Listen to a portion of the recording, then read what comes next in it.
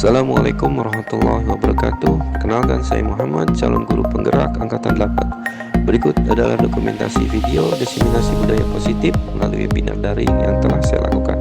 Selamat menonton. Ya Allah.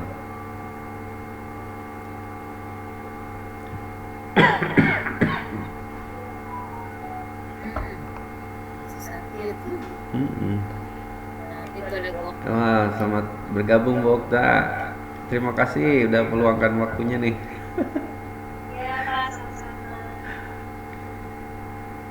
Tinggal 891 lagi aja nih.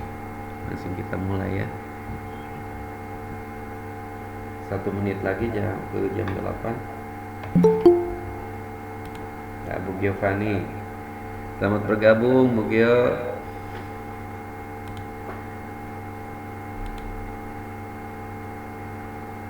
Udah 10 nih Bu Siti Fitria. Selamat bergabung Bu Siti.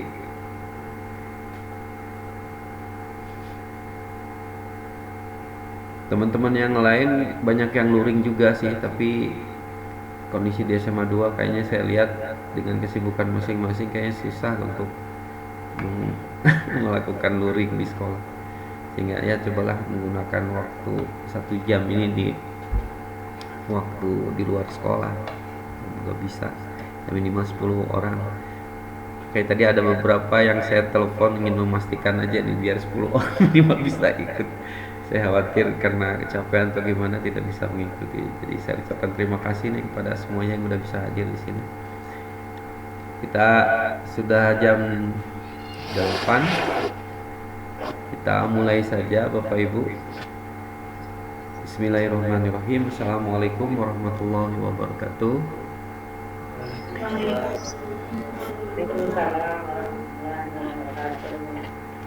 Sebagai rangkaian kegiatan program guru penggerak, salah satunya membuat aksi nyata melakukan diseminasi mengenai materi yang udah kami dapatkan mengenai budaya positif.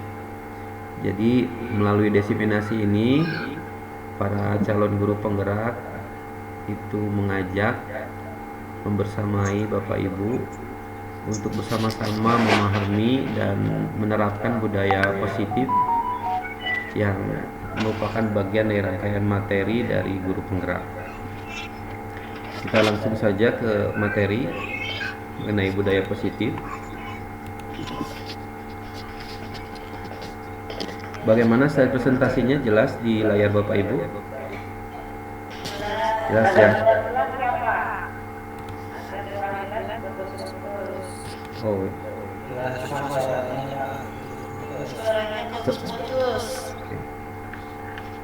Gimana suaranya sekarang, jelas? Ya, mohon maaf. Kita lanjutkan. Jadi pernyataan mengenai budaya positif ini sebenarnya sudah lama dikemukakan oleh Ki Hajar Dewantara melalui tulisannya bahwa kita ambil contoh perbandingannya dengan hidup tumbuh-tumbuhan seorang petani yang dalam hakikatnya sama kewajibannya dengan seorang pendidik yang menanam padi. Misalnya, hanya dapat menuntun tumbuhnya padi. Ia dapat memperbaiki kondisi tanah, memelihara tanaman padi, memberi pupuk dan air, membasmi ulat-ulat atau jamur-jamur yang mengganggu hidup tanaman padi dan lain sebagainya. Jadi Ki Hajar Dewantara ini terkenal dengan filosofi pendidikannya bahwa guru itu sebagai petani, sedangkan murid ini sebagai padinya. Jadi kita sebagai petani itu hanya bisa menuntun tumbuh hidupnya padi, sama hanya dengan menuntun tumbuh kodratnya murid. Nah, untuk menumbuh kembangkan kodratnya murid itu diperlukan lingkungan atau budaya positif sehingga tumbuh kembang kodratnya murid itu menjadi lebih baik. Nah, ini pemahaman budaya positif yang dikemukakan dalam filosofi Ki Hajar Dewantara. Nah, melalui budaya positif ini ada beberapa materi yang kami pelajari bersama, yaitu mulai dari disiplin positif dan nilai kebajikan universal hingga restitusi segitiga restitusi. Nah, ini semuanya diharapkan dapat kita terapkan sebagai guru dalam penegakan budaya positif.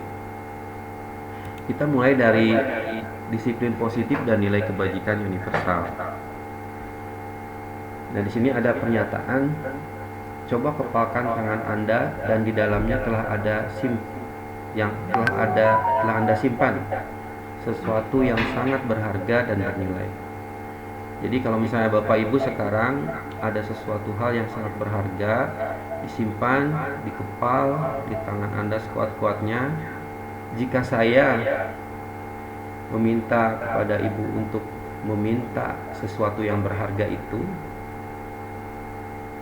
dengan emas, berlian dan sebagainya, pasti mungkin sebagian Bapak Ibu akan menolaknya. Nah, karena sesuatu itu sangat berharga dan bernilai. Nah, jadi dari sini kita dapat informasi bahwa yang mengendalikan atau kontrol mau melakukan atau tidak, merubah atau tidak, itu sebenarnya ada pada diri masing-masing. Nah, ini adalah awal pertumbuhan dari disiplin positif yang diharapkan muncul dari dalam diri murid atau secara intrinsik. Berikutnya, menurut psikiater dan pendidik Dr. William Glasser, dalam kontrol teori yang kemudian hari berkembang dengan dinamakan choice theory, meluruskan beberapa miskonsepsi tentang makna kontrol. Nah, di sini ada ilusi, ada beberapa ilusi. Yang pertama, ilusi guru mengontrol murid. Jadi banyak beranggapan bahwa guru dengan posisinya dia sebagai guru itu dapat mengendalikan murid. Dan yang kedua, ilusi bahwa semua penguatan positif, efektif dan bermanfaat. Jadi ada ilusi atau anggapan yang membawa dengan kita memberikan penguatan positif, efektif dan bermanfaat seperti wejangan kayak gitu, itu dapat merubah perilaku murid atau dapat berdisiplin positif. Yang ketiga adalah ilusi bahwa kritik dan membuat orang merasa bersalah dapat menguatkan karakter. Nah, biasanya kita melakukan kritik atau membuat merasa orang bersalah itu dapat dia menguatkan karakter. Nah, berikutnya ilusi bahwa anggapan bahwa orang dewasa itu memiliki hak untuk memaksa. Nah, ini adalah ilusi-ilusi yang sebagian besar pasti dimiliki oleh kita, terutama saya. Jadi saya selalu beranggapan sebagai guru itu dapat mengontrol murid. Jadi dengan melakukan penguatan positif dan smart bermanfaat kita ucapkan, itu sebenarnya kita beranggapan kita bisa mengontrol atau mengendalikan murid. Nah, ini adalah ilusi-ilusi yang menurut Dr. William Glasser dalam teori kontrolnya atau kontrol teori. Berikutnya, nah, agar ilusi itu hilang dalam diri kita, perlu perubahan paradigma yang harus kita rubah secara perlahan. Mulai dari stimulus respon menuju teori kontrol yang diungkapkan oleh Stephen R. Covey, Principle Center Leadership di tahun 1991. Ini sebenarnya materi teori lama. Yang pertama, yang beranggapan sebelumnya bahwa realitas atau kebutuhan kita itu sama. Padahal sebenarnya menurut teori kontrol, realitas atau kebutuhan kita itu berbeda-beda. Kemudian menurut stimulus respon, semua orang melihat hal yang sama. Nah, kita harus ubah nih pola pikir ini, bahwa setiap orang itu memiliki gambaran yang berbeda. Nah, berikutnya kita mencoba mengubah orang agar berpandangan sama dengan kita. Nah, ini kita rubah nih, jangan berpikiran seperti itu. Kita harus berusaha memahami pandangan orang lain tentang dunia. Kemudian perilaku buruk dilihat sebagai suatu kesalahan. Nah, ini kita selalu beranggapan bahwa perilaku buruk yang terjadi pada murid itu sebagai suatu kesalahan. Tetapi kita harus rubah paradigma kita menjadi teori kontrol yang menganggap bahwa semua perilaku memiliki tujuan. Kemudian orang lain bisa mengontrol saya. Nah, ini adalah stimulus respon. Menurut teori kontrol, hanya Anda yang bisa mengontrol diri Anda. Seperti halnya tadi yang melalui simulasi, ketika di tangan kita ada suatu hal yang berharga, ketika ada orang lain yang menginginkan atau mendapatkan hal yang berharga itu dengan imbalan dan sebagainya, karena ini kita anggap berharga, kita memiliki kontrolnya mau membuka atau tidaknya. Yang berikutnya, saya bisa mengontrol orang lain. Nah, ini harus dirubah. Anda tidak bisa mengontrol orang lain. Jadi saya sebelumnya itu selalu beranggapan guru itu bisa mengontrol murid, ya, dengan tujuan walaupun dengan yang baik-baik ya. Tetapi ternyata menurut teori kontrol, kita sebagai guru itu tidak memiliki kemampuan untuk mengontrol murid. Nah, berikutnya, pemaksaan ada pada saat bujukan legal. Nah, di sini kolaborasi dan konsensus menciptakan pilihan-pilihan baru. Jadi biasanya peraturan-peraturan sekolah gitu kan, peraturan kelas dan sebagainya, tanda petik itu selalu muncul karena ada pemaksaan dengan rujukan yang legal gitu ya. Tetapi sebenarnya itu harus kita rubah. Kita harus bentuk dalam untuk mencapai suatu kesepakatan itu dalam bentuk kolaborasi atau konsensus yang menciptakan pilihan-pilihan baru. Kemudian yang terakhir, model berpikir menang dan kalah. Tetapi kita harus sekarang berpikir menang-menang. Nah, ini adalah agar ilusi itu hilang, kita harus merubah paradigma kita dari stimulus respon menuju teori kontrol. Dan ini membutuhkan proses yang waktu yang lumayan lama ya, karena harus secara perlahan menurut teori kontrol yang diungkapkan oleh Stephen R. Covey. Nah, berikutnya, disiplin positif dan nilai kebajikan universal. Disiplin itu sebagai bentuk kontrol diri, yaitu belajar untuk kontrol diri agar dapat mencapai tujuan yang mulia. Tujuan mulia di sini mengacu pada nilai-nilai atau prinsip-prinsip mulia yang dianut seseorang. Kita namakan nilai-nilai tersebut sebagai nilai kebajikan atau virtues yang universal.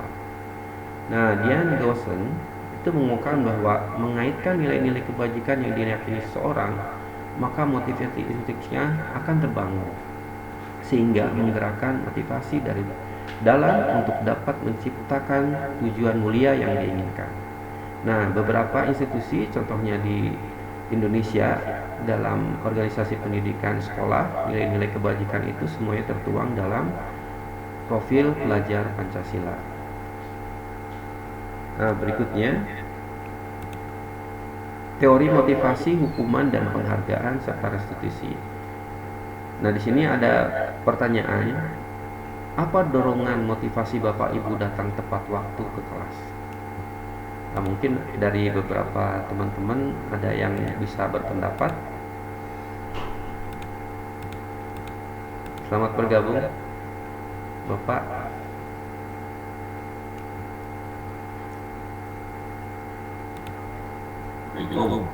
Waalaikumsalam. Kita lanjut lagi ya Pak. Silahkan mungkin dari teman-teman ada yang bisa menjawab apa dorongan motivasi Bapak Ibu untuk datang tepat waktu ke kelas. Mungkin dari Pak Hadian.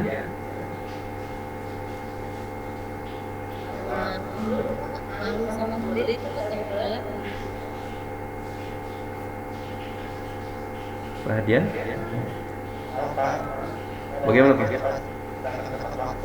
Malu Pak sama murid kalau terlambat. Wah, luar biasa. Dorongan karena malu kepada murid jika terlambat. Mungkin dari teman yang lain ada yang mau berpendapat lain, apa dorongan Bapak Ibu pada saat untuk datang tepat waktu ke kelas?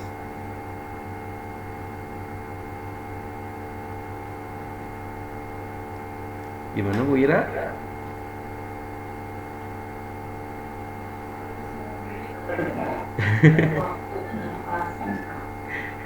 Kenapa Bu Ira? Silakan Bu Ira.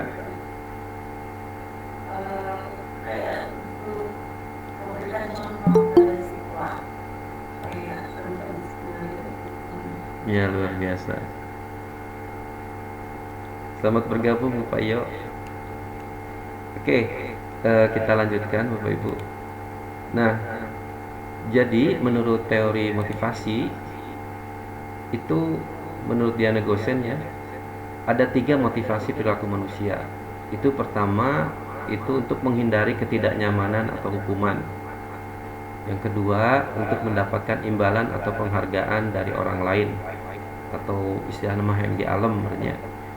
Sedangkan yang terakhir nih, untuk menjadi orang yang mereka inginkan dan menghargai diri sendiri dengan nilai yang mereka percaya.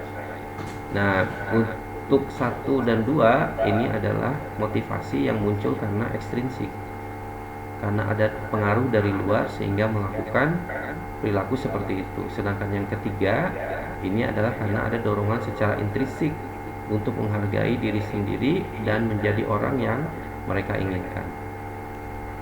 Jadi tidak ada pengaruh dari luar, tapi karena emang muncul karena dari diri sendiri. Nah, berikutnya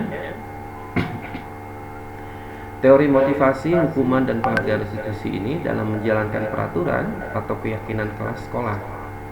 Jadi bila mana ada pelanggaran, tentunya sesuatu harus terjadi. Untuk itu kita perlu meninjau ulang tindakan penegakan peraturan atau keyakinan kelas sekolah. Tindakan terhadap suatu pelanggaran pada umumnya berbentuk hukuman atau konsekuensi. Dalam model ini kita akan memperkenalkan program disiplin positif yang dinamakan restitusi.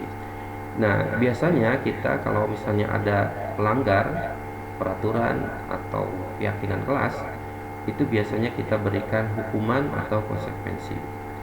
Kalau hukuman itu semacam sanksi yang harus diberikan, sedangkan konsekuensi itu sebab akibat. Jadi contohnya kalau konsekuensi itu ketika guru olahraga ada muridnya yang telat, nah maka dihukum dalam bentuk konsekuensi ini ya, itu disuruh lari 2 keliling. Tetapi kalau misalnya ada yang telat tidak dalam pelajaran olahraga atau bisa karena telat masuk gerbang dan sebagainya dengan hukuman yang di luar dari itu, nah itu sudah dikatakan sebagai hukuman. Nah, sedangkan restitusi ini adalah suatu proses menciptakan kondisi bagi murid untuk memperbaiki kesalahan mereka sehingga mereka bisa kembali pada kelompok mereka dengan karakter yang lebih kuat. Nah, restitusi ini juga merupakan proses kolaborasi yang mengajarkan murid untuk mencari solusi untuk masalah mereka. Nah, restitusi inilah yang diharapkan kita sebagai guru untuk menerapkannya di sekolah. Jadi tidak dalam bentuk hukuman ataupun konsekuensi. Nah, restitusi itu lebih jauhnya bagaimana kita pahami dulu mengenai keyakinan kelas. Nah, yang kita kenal sebelumnya itu kan selalu peraturan kelas atau tatib, tetapi di sini lebih dikatakan sebagai keyakinan kelas. Nah, mungkin Bapak Ibu ada yang bisa membedakan mengenai keyakinan dan peraturan tata tertib. Nah, kita langsung aja kali ya. Nah, di sini perbedaannya kalau keyakinan kelas itu bersifat lebih abstrak daripada peraturan yang lebih rinci dan konkret. Jadi abstrak di sini adalah keyakinan kelas itu adalah suatu hal yang berupa pernyataan-pernyataan universal yang semuanya pasti meyakini. Contohnya kayak gimana? Contohnya adalah disiplin, kasih sayang, menghargai diri sendiri, menghormati, ya. Nah, itu adalah bentuk keyakinan. Kemudian pernyataan keyakinan kelas senantiasa dibuat dalam bentuk positif. Nah, biasanya kan kalau dalam bentuk negatif itu jangan terlambat. Nah, kalau misalnya keyakinan kelasnya mungkin datang tepat waktu, gitu ya. Keyakinan kelas hendaknya tidak terlalu banyak sehingga mudah diingat dan dipahami oleh semua warga kelas. Jadi kalau misalnya Bapak Ibu ingin membuat keyakinan kelas, jadi keyakinan kelas itu adalah semua warga di situ yang di kelas, guru dengan murid, itu meyakini suatu hal-hal kebaikan yang diyakini secara bersama dan disepakati bahwa pembelajaran akan berjalan baik jika kita meyakini itu. Contoh sederhananya, mencintai kebersihan. Semuanya pasti mencintai kebersihan. Nah, ini adalah yang harus disepakati bersama. Kemudian keyakinan kelas sebaiknya sesuatu yang dapat diterapkan di lingkungan tersebut. Jadi dalam lingkup kelas kita terapkan di kelas gitu ya, dalam lingkup sempit. Kalau misalnya kita bikin lagi keyakinan sekolah juga bisa. Semua warga kelas hendaknya ikut berkontribusi dalam pembuatan keyakinan kelas lewat kegiatan curah pendapat. Nah, dalam pembentukannya nanti semuanya itu harus ikut berkontribusi. Kemudian bersedia meninjau kembali keyakinan kelas dari waktu ke waktu. Nah, bisa jadi nanti jika hal ada yang perlu dirubah mengenai keyakinan kelas atau ditambah, itu bisa.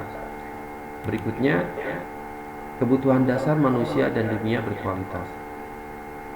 Semua manusia ini memiliki kebutuhan dasar ada 5, mulai dari bertahan hidup, penguasaan, kasih sayang dan rasa diterima, kesenangan dan kebebasan.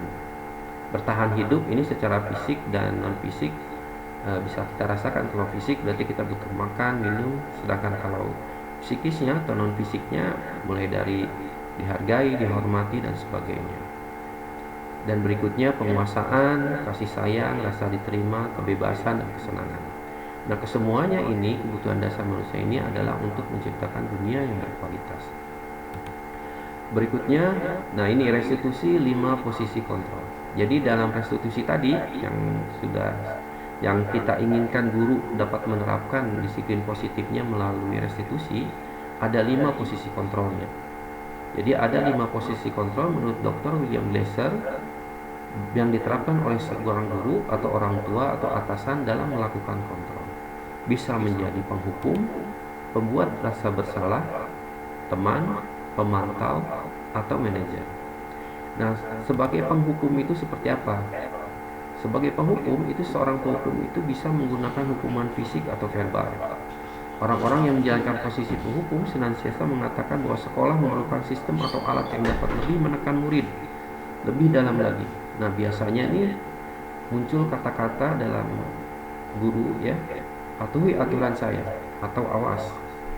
Kamu selalu aja salah. Pasti selalu seperti itu. Nah, ini adalah guru seperti ini senantiasa percaya hanya ada satu cara agar pembelajaran bisa berhasil, yaitu cara dia. Nah, ini adalah posisi kontrol sebagai penghukum. Berikutnya, posisi kontrol sebagai pembuat rasa bersalah. Pada posisi ini biasanya guru akan bersuara lebih lembut. Pembuat rasa bersalah akan menggunakan keheningan yang membuat orang lain merasa tidak nyaman, bersalah, atau rendah diri. Nah, biasanya kata-katanya itu lembut seperti berikut nih. Ibu sangat kecewa sekali dengan kamu. Nah, berapa kali Bapak harus memberitahu kamu? Gimana coba kalau orang tua kamu tahu kamu berbuat begini? Nah, di posisi ini murid akan memiliki penilaian diri yang buruk tentang dirinya. Di murid merasa tidak berharga, telah mengecewakan orang-orang yang disayangnya. Nah, ini yang beberapa banyak ini bisa yang lebih parahnya lagi bisa terjadi bunuh diri gitu ya, menjadi mentalnya jadi buruk dan menjadi rendah.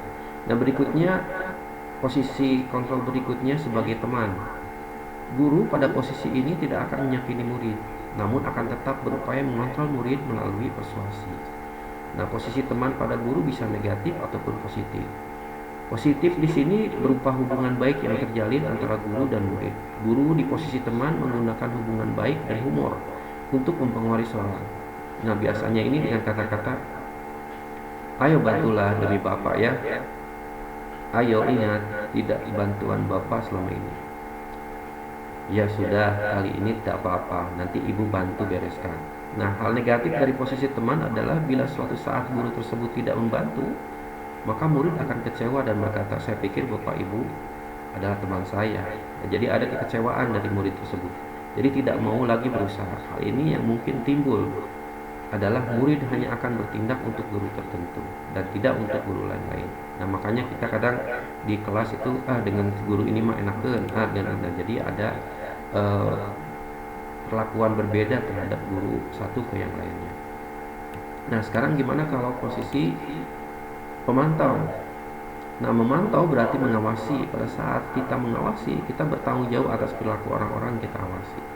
Nah, posisi pemantau berdasarkan pada peraturan-peraturan dan konsekuensi dengan menggunakan sanksi dan konsekuensi. Nah, biasanya nih kata-kata yang dikeluarkannya itu, ayo peraturannya apa? Apa yang telah kamu lakukan? Sanksi atau konsekuensinya apa, gitu kan? Nah, ini kita memposisikan jika menggunakan kata-kata itu sebagai posisi kontrol. Nah, seorang pemantau sangat mengandalkan perhitungan, catatan, data yang dapat digunakan sebagai bukti atas perilaku seorang. Nah, posisi ini biasanya menggunakan stiker, slip cetakan, daftar cek berikutnya ya. Jadi posisi pemantau sendiri berawal dari teori stimulus respon yang menunjukkan tanggung jawab guru dalam mengontrol murid. Nah, yang terakhir nih sebagai manajer.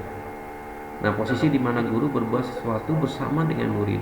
mempersilahkan murid mempertanggungjawabkan perilakunya, mendukung murid agar dapat menemukan solusi atas permasalahannya sendiri. Seorang manajer telah memiliki keterampilan di posisi teman maupun pemantau, dan dengan demikian bisa jadi di waktu-waktu tertentu kembali kepada kedua posisi tersebut bila diperlukan. Namun bila kita menginginkan murid kita menjadi manusia yang merdeka, mandiri dan bertanggung jawab, maka kita perlu mengacu pada restitusi yang dapat menjadikan murid kita seorang manajer bagi dirinya sendiri. Nah, berada di posisi kontrol mana Bapak Ibu selama ini dalam penegakan disiplin murid? Mungkin dari teman-teman ada yang mau bercerita. Kalau saya sendiri sih, saya lebih dominannya penghukum, ya, terus pemantau, tapi seringnya penghukum. Tapi setelah saya mempelajari ini, oh masya Allah ya, ternyata kita harus berusaha memposisikan sebagai manajer. Jadi mengajak murid untuk secara mandiri dan bertanggung jawab gitu ya atas perilaku yang telah dilakukannya. Mungkin silakan Bapak Ibu yang ingin bercerita mengenai berada di posisi mana nih selama ini Bapak Ibu dalam penegakan disiplin positif. Apakah sebagai manajer, penghukum, pembuat rasa bersalah, teman? Silakan, mungkin ada yang bercerita Pak Iyo. Silakan Pak Iyo. Wah, luar biasa Pak Iyo.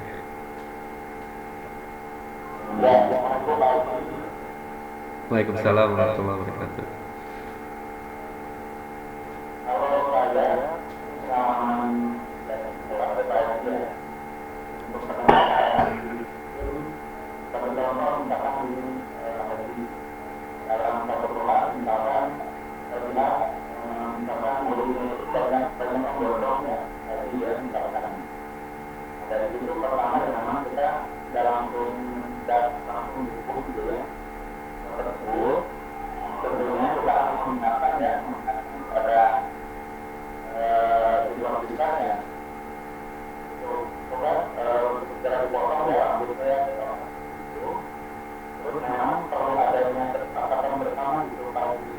Iya.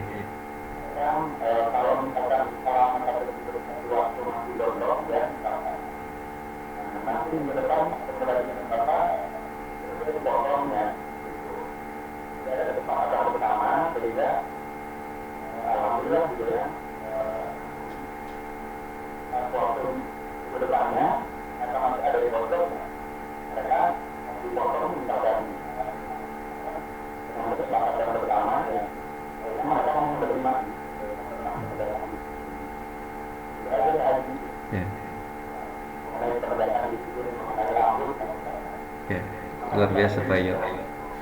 Terima kasih ya Pak Yo sudah bercerita.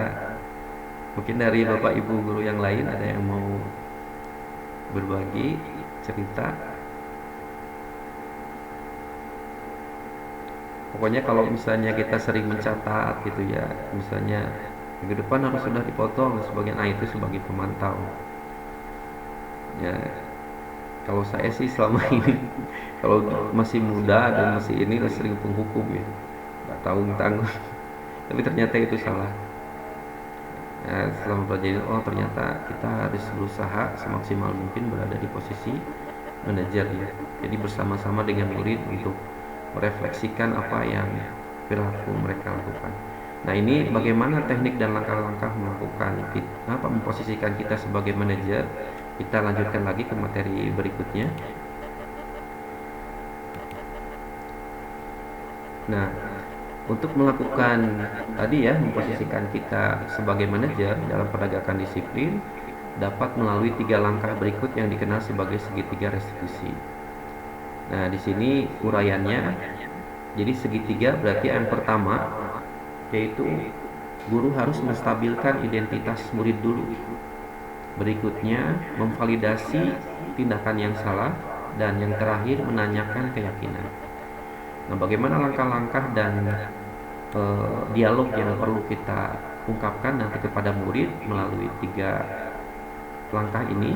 Yang pertama, pada saat kita menstabilkan identitas atau stabilize the identity, itu bertujuan untuk mengubah identitas murid dari orang yang gagal karena melakukan kesalahan menjadi orang yang sukses.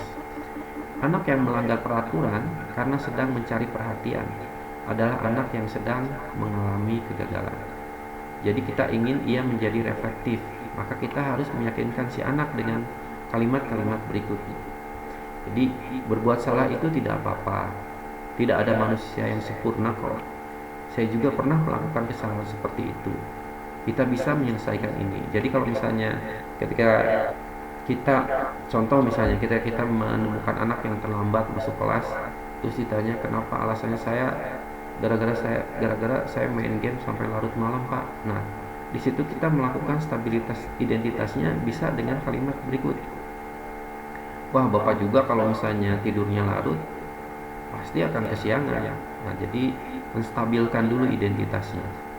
Jadi mengubah identitas dari orang yang gagal karena melakukan kesalahan menjadi orang yang sukses. Ini langkah pertama, menstabilkan identitas terlebih dahulu. Nah, setelah stabil, maka langkah berikutnya adalah memvalidasi tindakan yang salah. Jadi setiap tindakan yang dilakukan pasti dengan tujuan untuk memenuhi kebutuhan dasar. Tadi ya, mengenai teori kontrol. Jadi jangan sampai berpikir bahwa setiap tindakan itu, setiap pelanggaran adalah suatu kesalahan menurut stimulus respon ya, tetapi menurut teori kontrol tadi setiap tindakan itu pasti ada tujuannya. Nah, itu kita perlu menggali tujuannya. Kalau kita memahami kebutuhan dasar apa yang mendasari sebuah tindakan, kita akan bisa menemukan cara-cara yang paling efektif untuk memenuhi kebutuhan tersebut. Maka untuk memastikannya gunakan kalimat berikut. Jadi padahal kamu bisa melakukan yang lebih buruk dari ini ya. Jadi kita tanyakan lagi ke dia. Kamu pasti punya alasan mengapa melakukan itu. Nah, ini adalah pertanyaan-pertanyaan sebagai validasi tindakan yang salah. Kamu patut bangga pada dirimu sendiri karena kamu telah melindungi sesuatu yang penting buat kamu. Kamu boleh mempertahankan sikap itu, tapi kamu harus menambah sikap yang baru. Nah, ini adalah contoh kalimat-kalimat yang bisa kita gunakan untuk melakukan validasi tindakan yang salah. Dan langkah yang terakhir adalah menanyakan keyakinan atau seek the belief. Teori kontrol menyatakan bahwa kita pada dasarnya termotivasi secara internal. Ketika identitas sukses telah tercapai, langkah pertama tadi ya, dan tingkah laku yang salah telah divalidasi, tadi langkah kedua, maka anak siap untuk dihubungkan dengan nilai yang dia percaya. Jadi berpindah menjadi orang yang dia inginkan. Pertanyaan-pertanyaan di bawah ini menghubungkan keyakinan anak dengan keyakinan kelas atau keluarga. Jadi apa yang kita percaya sebagai kelas atau keluarga? Apa nilai-nilai umum yang kita telah sepakati? Apa bayangan kita tentang kelas yang ideal? Kamu mau jadi orang seperti apa? Nah, ini adalah bentuk pertanyaan-pertanyaan yang untuk menanyakan keyakinan. Atau biasanya kita dengan kalimat sederhana, apakah dengan terlambat ke sekolah itu prinsip hidup kamu? Nah, itu bisa kita tanyakan. Pasti semua orang itu tidak memiliki prinsip hidup atau yang keliru ya, atau yang negatif. Pasti akan memiliki prinsip-prinsip hidup yang baik. Nah, ini adalah bentuk penanyaan keyakinan yang pasti diyakini oleh semua. Nah, berikutnya adalah memposisikan kita sebagai guru dalam manajer dan menerapkan segitiga restitusi. Itu adalah semata-mata sebagai upaya memerdekakan murid dalam disiplin dirinya untuk menjadi mandiri dan bertanggung jawab. Nah, ini adalah pernyataan Ki Hajar Dewantara untuk memerdekakan murid tetapi dalam disiplin dirinya agar dia menjadi mandiri dan bertanggung jawab. Demikian yang bisa saya sharing ya, berbagi ilmu yang telah saya dapatkan lebih awal mungkin ya. Mungkin teman-teman juga udah pada dapat juga mengenai budaya positif. Nah, tinggal kita bersama-sama untuk berkolaborasi menciptakan budaya positif di lingkungan sekolah kita agar anak merasa nyaman, aman, dan bahagia untuk berada di sekolah dan belajar. Demikian yang bisa saya sampaikan. Setelah pemaparan materi ini, saya persilahkan kepada teman-teman untuk berbagi cerita, pendapat, dan mungkin bertanya, mungkin ya kita berbagi aja. Demikian dulu saya tutup pemaparan materi ini. Terima kasih. Assalamualaikum warahmatullahi wabarakatuh.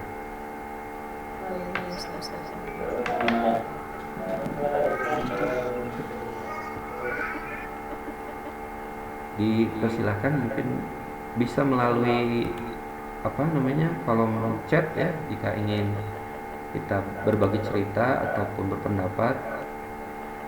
Jadi ini hanya bukan saya sebagai pemateri ininya gitu ya, kita berbagi pengalaman cerita mungkin dari teman yang lain yang lebih memahami tentang budaya positif, bisa berbagi gitu ya.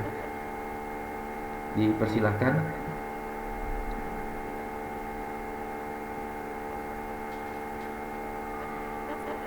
Assalamualaikum Pak Haji. Waalaikumsalam, monggo Abu Tita. Ini menarik gitu ya, karena kita ngajar sering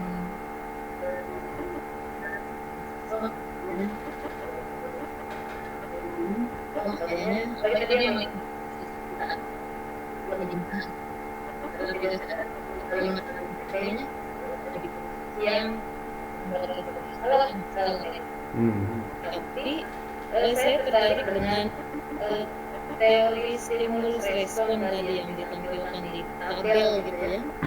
Di tabel bisa ada kalimat setiap hal buruk adalah sebuah kesalahan, tapi di teori kontrolnya setiap tindakan pasti punya tujuan.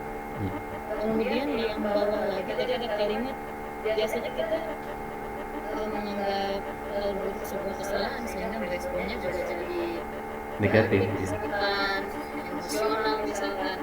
Tapi di sana di teori kontrol kalimat yang dimunculkan berbuat salah itu nggak apa-apa.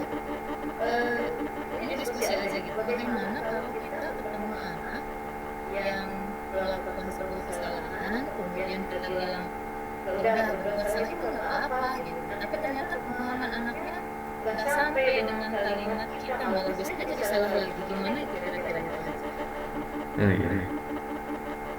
Silakan dari teman-teman yang mau berbagi cerita dari pertanyaannya dari Ibu Tita. Yang mungkin sharing aja sama lain juga. Silakan. Pada saat nemu anak bolos gitu, dia ngomongnya ya udah nggak apa-apa bolos hari inilah gitu. Tahu-tahu saya pernah punya anak yang tahu-tahu bolos lagi yang kedua kali gitu. Menurut saya ini Bu ya, kalau misalnya kita menerapkan posisi kita sebagai manajer, memang ini perubahan perilaku pada anak pasti tidak langsung 100% gitu ya. Besok udah langsung berubah. Jadi kalau menurut saya dari bacaan materi ini jadi lebih mengedepankan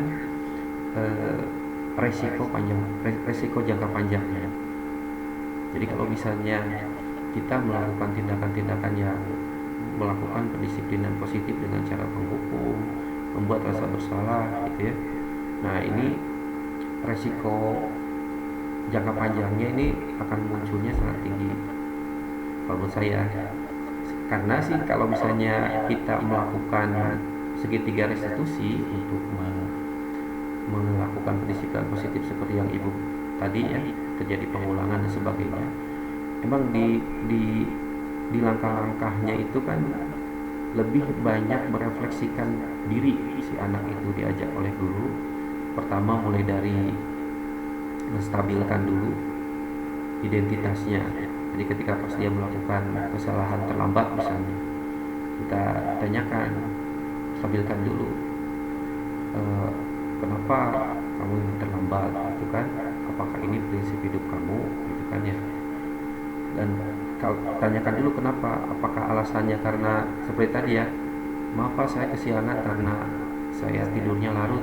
Nah, kita stabilkan dulu dengan semua orang pasti melakukan kesalahan, atau kita buat lagi pernyataan yang lain, saya atau Bapak kalau misalnya Bapak juga kalau misalnya tidurnya larut juga pasti akan kesiangan. Ya, jadi menstabilkan dulu, setelah itu baru validasi tindakan salahnya, bahwa apa yang dia lakukan itu adalah suatu kekeliruan. Apakah ini ada prinsip hidup kamu gitu kan, dan sebagainya gitu Bu. Memang sih kalau misalnya dilihat dari dialog-dialog yang dicontohkan mulai dari mulai dari stabilitas identitasnya, validasi tindakan kesalahannya, hingga sampai menanyakan keyakinan. Emang dari prosesnya itu, kalau menurut saya gitu, kalau misalnya ini yang karena saya terbiasa dengan berada di kontrol penghukum, pemantau, dan pemberi merasa bersalah, asal tengena itu bahasa sebenarnya, asal tebenang gitu budak, asal kita disepelekan teh budak punya. Tapi emang kalau menurut saya, karena yang memaparkannya ini adalah ahli psikologi, kamu saya itu karena memikirkan resiko jangka panjang yang nanti akan bisa terjadi pada anak. Yang kita rasakan sendiri aja, saya masih teringat gitu kalau misalnya ketika SMA, kalau ketemu guru ini, bahwa pernah dikeprek tentunya ke buku, masih ingat baik. Jadi tindakan-tindakan penghukuman itu kadang efeknya itu sangat berjangka panjang. Nah, mungkin dari rekan yang lain ada yang bisa bercerita dan berbagi pengalaman mengenai pertanyaan dari Bu Tita Andriani.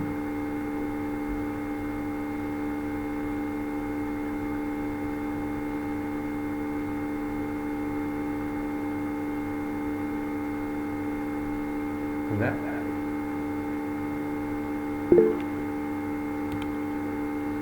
Silakan Pak Lukman. Waalaikumsalam warahmatullahi wabarakatuh. Pak Lukman. Ya, Pak Lukman. Yang saya tahu mah mungkin dari 5 posisi tadi sebenarnya kita semua bisa di berbagai posisi gitu tadi. Iya. 5 posisi A, 1, 2, 3 itu sebenarnya kita bisa membuat diri kita pada posisi tersebut. Tapi yang tadi mungkin tentang diri kita itu, kalau yang masalah pengalaman, mungkin kadang-kadang kita terdapat kalimatnya yang kita buat menjadi sebuah penekanan gitu tadi. Jadi ada penekanan di situ, bukan artinya kita kamu boleh mengulangi, tapi ada penekanan di situ. Jadi berarti sudah jadi pemantau gitu ya.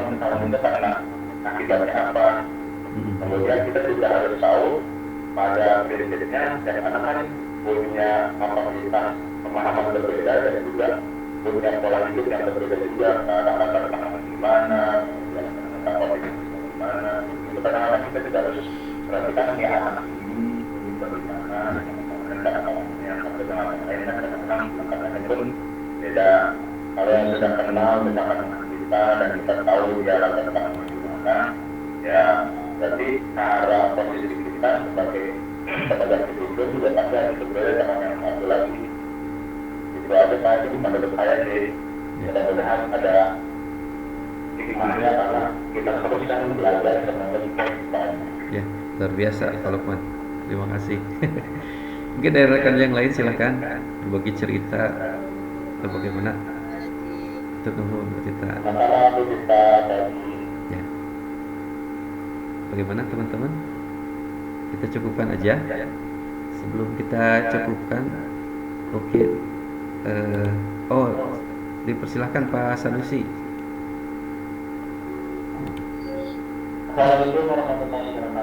Waalaikumsalam warahmatullahi wabarakatuh. Terima kasih atas kesempatannya. Kita di sekolah kita kan sudah ada ya, seperti peraturan sekolah.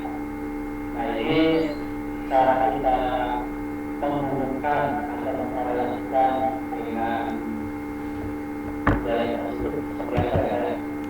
Kita harus menjalankan, kita juga bisa melaksanakan budaya positif ini. Nah biar sama-sama berjalan, kemudian apa yang bisa kita lakukan terhadap sebelumnya. Ya, terima kasih Pak Sanusi. Nah, itu tadi peraturan sekolah itu kan tidak ada kesepakatan bersama dengan semua komunitas sekolah, mulai dari murid dan sebagainya. Mulai dari murid, guru, gitu ya, semuanya yang ada di sekolah itu belum ada kesepakatan yang secara tertulis benar-benar menyepakati itu. Nah, sekarang bagaimana agar peraturan sekolah itu, kita yakin bahwa peraturan sekolah itu adalah semuanya bernilai positif gitu ya. yang tujuannya untuk membangun budaya positif. Nah, bagaimana eh, peraturan sekolah itu bisa diturunkan menjadi keyakinan-keyakinan kelas nantinya. Nah, ini kita ini aja saya sudah coba di kelas 8 ya, membuat keyakinan kesepakatan gitu ya, kesepakatan keyakinan kelas. Jadi bersama-sama kita buat apa sih keinginan kalian gitu ya, agar kelas ini tertib gitu, kelas ini kalian membuat nyaman, kalian jadi nyaman, enak belajar gitu kan. Banyak sekali keluar, mulai dari kebersihan, tidak ada bullying, tidak ada sebagainya. Itu sebenarnya kalau kita turunkan menjadi keyakinan kelas, contoh misalnya bersihan, dengan keyakinan kelas kita gunakan cinta kebersihan, tidak ada bullying, berarti kita saling menghargai dan menghormati. Sebenarnya kalau kita lihat itu sebenarnya kan turunan dari peraturan sekolah juga kan sebenarnya. Peraturan sekolah di semua sekolah pasti ada tuh tindakan untuk tidak melakukan bullying dan sebagainya.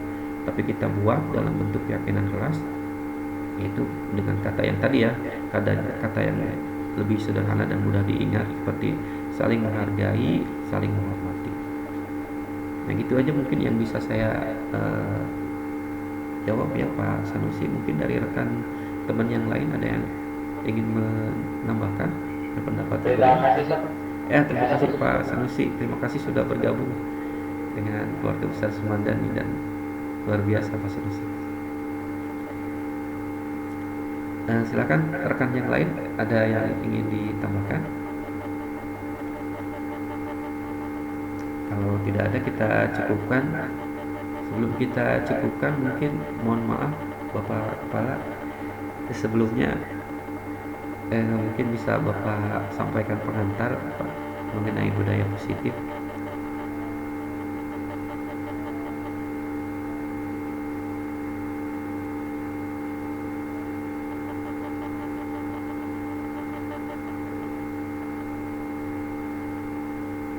Halo. Assalamualaikum. Waalaikumsalam warahmatullahi wabarakatuh. Memahami di sini saya lagi relek lagi relek ini badannya di terminal.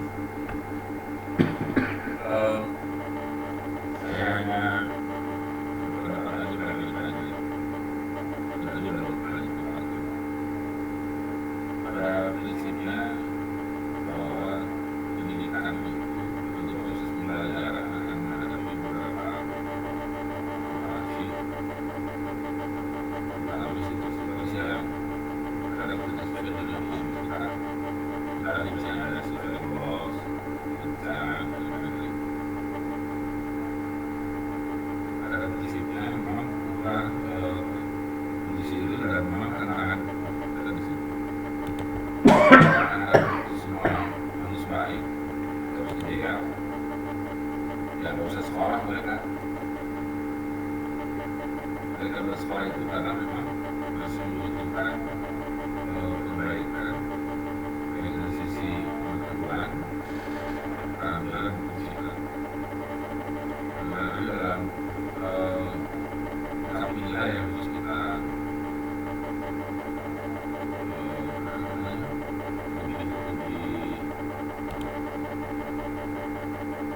memahami.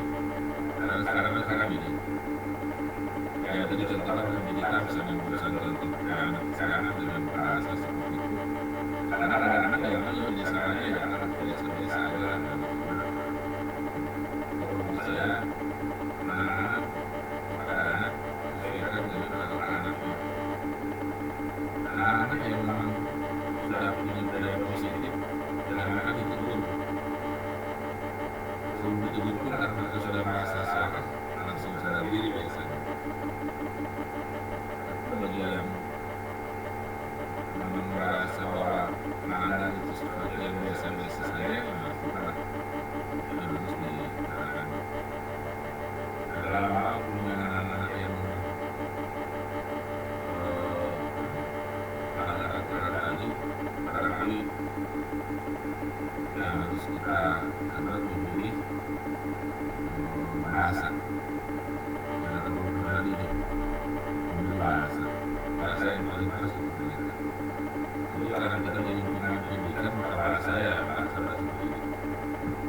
Jadi tidak berarti siswa yang melanggar terus kita bahasa mengenakan sehingga paham dan itu akan terus akan menangkap meskipun melanggar dengan marah. Dari bagian saya hanya dalam hal budaya positif ini kita sebagai guru harus semangat menjadi anak, harus semangat menjadi siswa pertama karakter mereka sesuaikan aja dengan karakter mereka. Ada yang belum misalnya orang Bandung terus Bandung itu dimarahin orang Bandung karena saya dimarahin. Jadi sesuaikan jadi bahasa yang sesuai dengan anak-anaknya dalam rangka supaya mereka berlakunya baik lagi. Jadi barangkali sebagai saran pendapat saya terkait dengan budaya positif ini, dan mudah-mudahan kita semua bisa melakukan budaya ini dengan pendekatan yang bisa dipahami anak dan berhasil untuk para kemudian Waalaikumsalam warahmatullahi wabarakatuh. Atur nuhun Pak. Terima kasih atas pengantar dan arahannya mengenai budaya positif. Semoga bisa berbudaya ya di lingkungan sekolah kita. Mungkin langsung aja ke penutup. Saya selaku yang mengundang Bapak Ibu staf sekolah untuk bisa ikut gabung di acara diseminasi budaya positif ini sebagai rangkaian program kegiatan guru penggerak. Saya pribadi ucapkan banyak terima kasih. Kita tutup acara ini dengan ucapan hamdalah dan doa kifaratul masjid. Alhamdulillah. Terima kasih Bapak Ibu, Bapak Kepala, nyuwun hapunten. Terima kasih, maaf mengganggu waktunya. Gak mendadak. Terima kasih semuanya. Silahkan bisa meninggalkan ruangan ini. Yuk. Assalamualaikum warahmatullahi wabarakatuh. Turnuhun sadayana. Turnuhun sadayana. Nuhun. Demikian video dokumentasi diseminasi budaya positif sebagai aksi nyata pada modul 1.4 ini. Saya ucapkan terima kasih. Assalamualaikum warahmatullahi wabarakatuh.